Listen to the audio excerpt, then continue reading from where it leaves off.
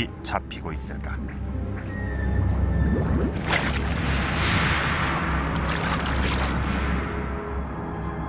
길이가 1m에서 2m 정도 되는 청상아리는 성질이 사납고 날쌔서 쉽게 잡기 힘든 종류다.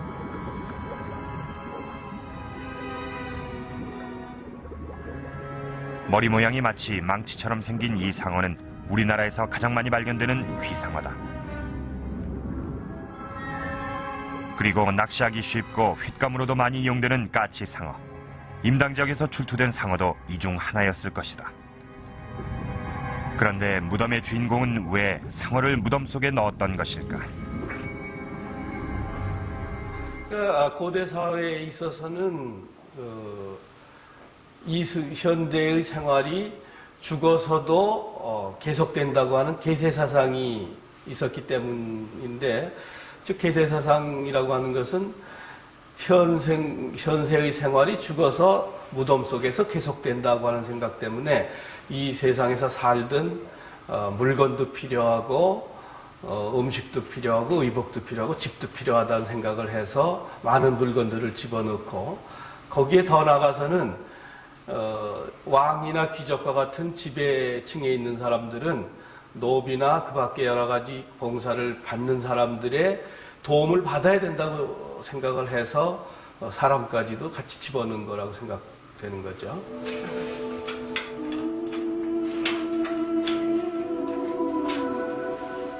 고대인들은 사람이 죽으면 무덤 속에서 현세와 똑같은 생활을 계속하게 된다고 믿었다. 그래서 현세에서 사용하던 물건들은 물론 가까이 있던 사람까지 무덤으로 데려갔던 것이다.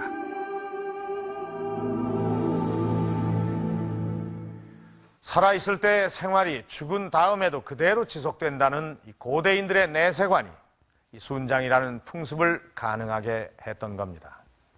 그렇다면 이 순장을 당하는 사람들의 입장은 어땠을까요?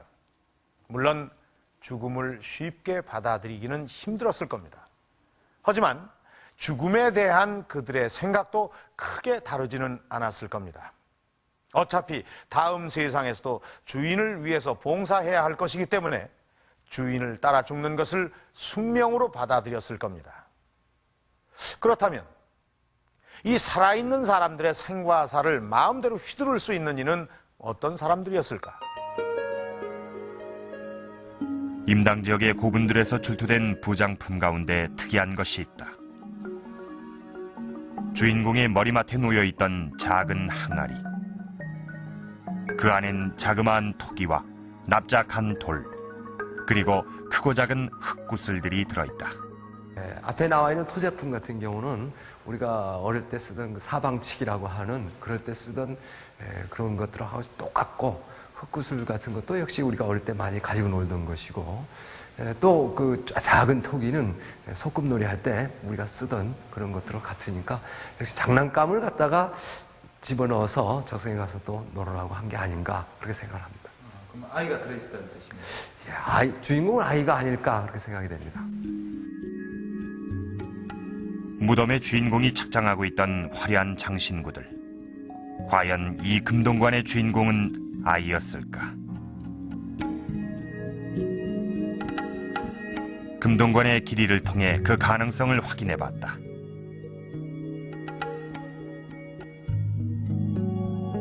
금동관의 길이는 46cm였다. 올해 9살인 아이의 머리둘레가 52cm. 무덤의 주인공은 이 아이보다 더 어린 지배자의 아이였을 것이다. 아이가 묻힌 구덩이에선 20대 여성의 인골도 함께 발견됐다. 지배자의 자식이었던 무덤의 주인공이 어린 나이에 목숨을 잃자 생전에 시종을 들던 유머와 평소 아끼던 장난감이 함께 묻힌 것이다. 아이의 무덤은 지배자의 자식이나 가족이 사망했을 때도 순장을 했다는 사실을 말해주고 있다.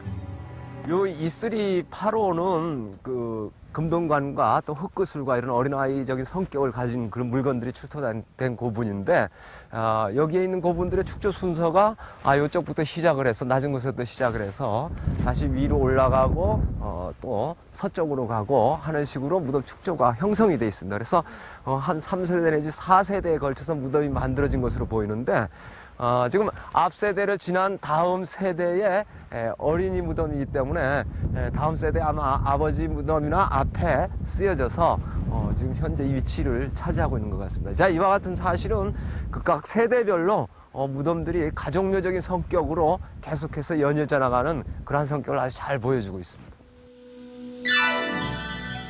임당 지역 고분군은 가족묘로 이루어져 있다. 한 집안의 아버지가 숨지면 독립된 순장묘를 하나 만든다. 그 후 부인이나 자식이 사망하게 될 때 아버지 무덤의 봉토를 일부 파서 연이어 순장묘를 만든다. 임당 지역 고분들은 바로 최고 지배자 일족의 순장묘역이었던 것이다.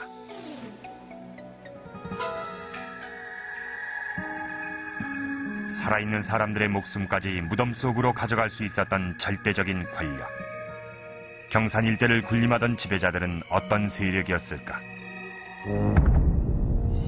삼국사기 신라분기에는 경산의 옛 지명이었던 압독국을 정벌한 사실이 기록돼 있다. 순장이 이루어지기 훨씬 전부터 압독국이 신라에 복속돼 있었다는 사실을 말해주고 있다. 어떻게 작은 지방의 수장들이 순장을 행할 수 있었을까? 당시 신라 중앙에 경주와는 어떤 정치적인 관계가 있었을까? 경주 대릉원의 고분들, 임당 지역과 비슷한 5세기대에 축조된 대규모 무덤들이다. 그 가운데의 가장 큰 무덤이 황남대총이다. 남분과 북분으로 이루어진 이 거대한 무덤에서도 순장의 흔적이 발견됐다. 큰 목과 안에 왕족으로 추정되는 60대 남자가 관에 안치돼 있고 15세 여성으로 밝혀진 순장자가 관 밖에 묻혀 있다.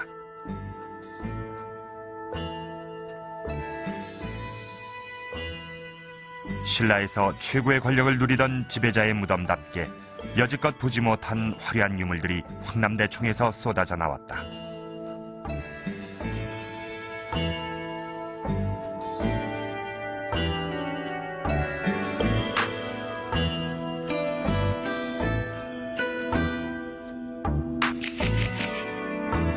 황남대총은 연대적으로 현재까지 발굴 조사된 큰 무덤 중에선 가장 빠른 편에 속합니다. 그래서 이 무덤에서부터 비로소 완성된 형태의 금동관, 귀걸이, 금제 허리띠, 금동 신발 등이 만들어져서 묻혔다고 이렇게 생각됩니다.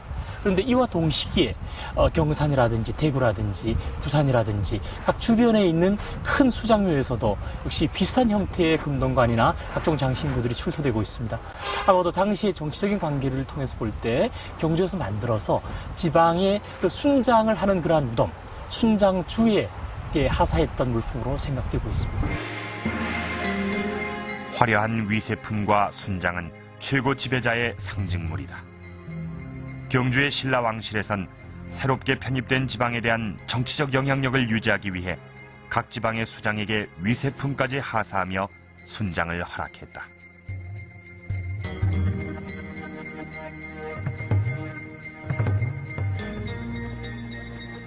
4, 5세기 당시에 경주 지배 집단은 새로이 신라 영역으로 들어왔던 지역에 대해 가지고 지방관을 직접 파견해 가지고 지배해 나갈 체제를 아직 갖추지 못했기 때문에 기존의 이 지방 세력을 지배